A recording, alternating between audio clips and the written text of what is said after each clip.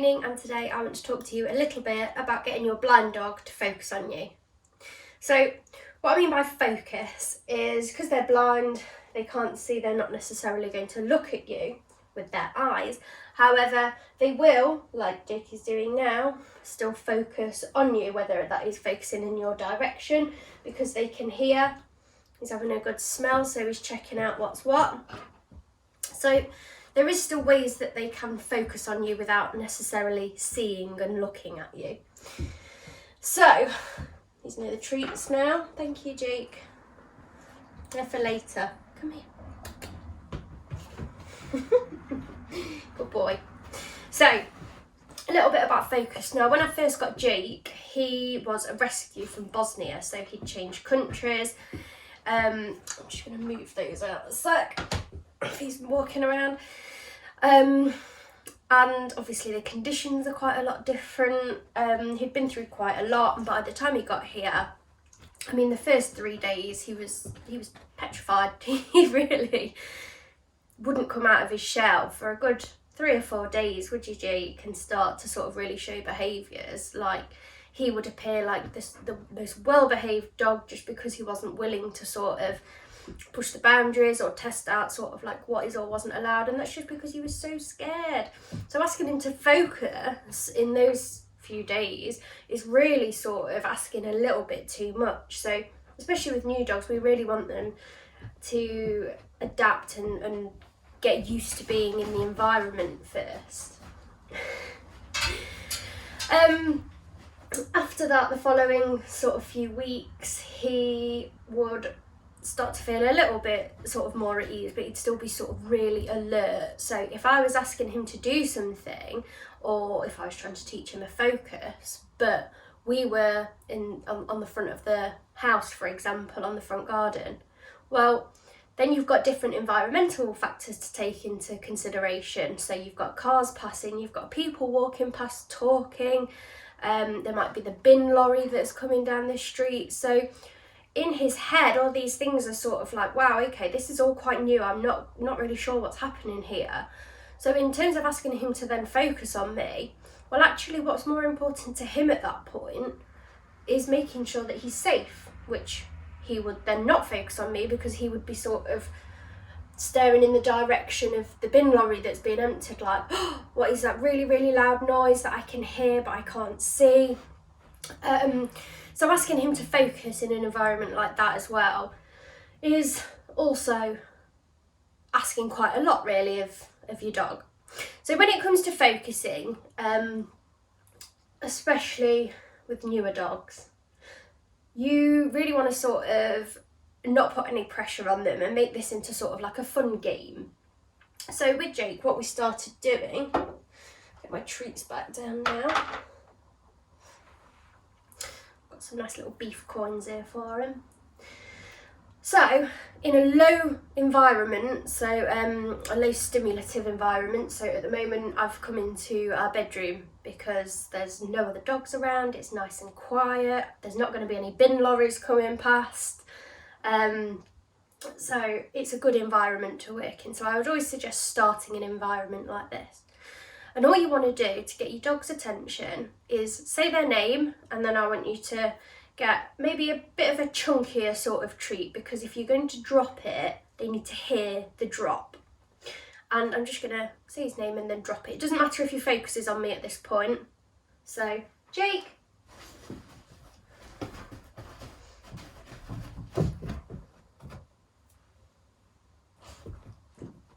Just drop that again so you can hear it. Jake. So at the minute, all he's learning, Jake, is every time I hear my name, there's a treat that drops out of the sky somewhere. Jake. He's not got to look at me at this point and focus on me. Jake. Now, once you've done that a few times, and I'd literally just recommend doing 60 seconds of it, maybe twice or 3 times a day. Then what should happen when you say their name, and I'm just gonna drop one just to distract him so I can show you properly once he's found it. Jake.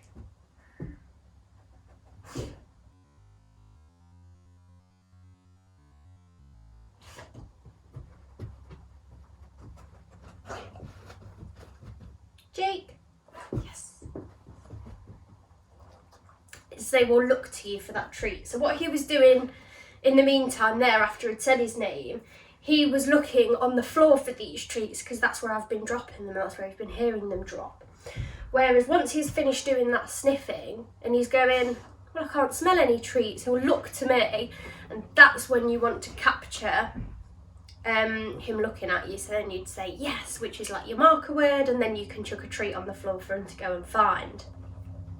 So let me just show you that again. Jake. Yes.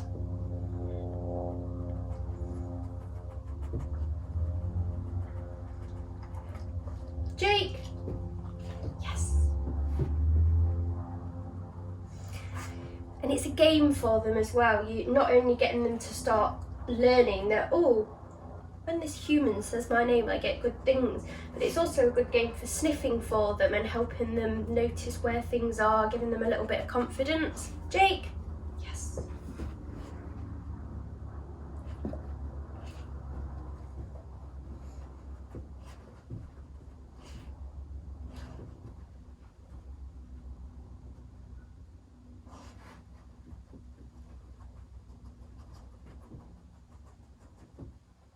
The other thing I'd say is make sure that you give them that time to go and search for things. Try not to rush it too much and point it out as soon as they've sort of walked past it, because it's really good for them to find out where these treats are. Jake. Good boy.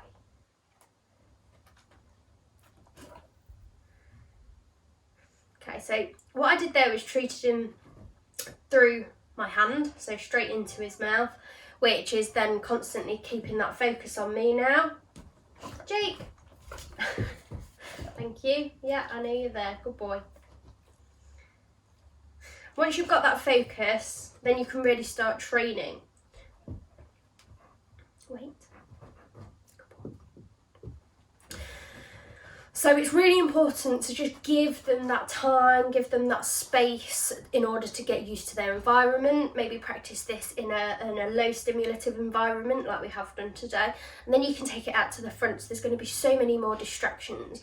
And just because it works in here where it's quiet and Jake's really focused on me, doesn't necessarily mean that it's going to be exactly the same outside. And you might think, well, he knows now. He knows that Jake means that you're saying his name and that he should focus on you. But actually, when you're outside, it's not that your dog or that Jake would be ignorant and think, oh, well, I'm not listening to her because there's so many more important things going on. But it's just that there are so many things going on that in his little head, he's just thinking, hang on a second, like I really want to do this to please you, but there's a noise over there that I've not heard before. That's a little bit scary. Or hang on, there's some people coming. Are these going to pose a threat to me? And all these things are going through his head, and these are things that we don't realise, so we just need to give it time. And it might be, you go and sit out there for 10 minutes and then you try it.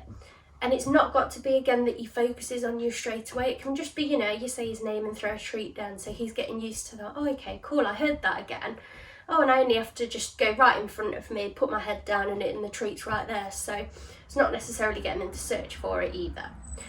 But that's a little introduction for you into getting your blind dog to focus on you, especially when they've been a rescue. We really do need to give them that adaptation time to fit in, and that can take months as well. So be patient, you will get there. So I hope you've enjoyed this video. He's not daft, Jake isn't, he can smell these treats. Jake. I hope you've enjoyed this video. I have got quite a lot more if you're interested in finding out anything else about training your blind dogs. But yeah, other than that, I hope you have a really nice day. I'm going to go and do some more training with Jake now. So yeah, I'll see you on my next video. Bye.